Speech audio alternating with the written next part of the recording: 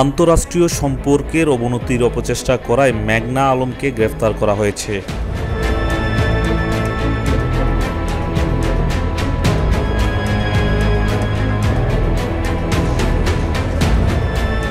ঢাকা মহানগর police DMP জানিয়েছে, সৌদির রাষ্ট্রদূতের সঙ্গে প্রতারণা ও বিয়ের মতো মিথ্যাচার ছড়ানোর কারণে রাষ্ট্রীয় সম্পর্কে অবনতি ঘটানোর অপচেষ্টার অভিযোগ রয়েছে মডেল মেঘলা আলমের বিরুদ্ধে।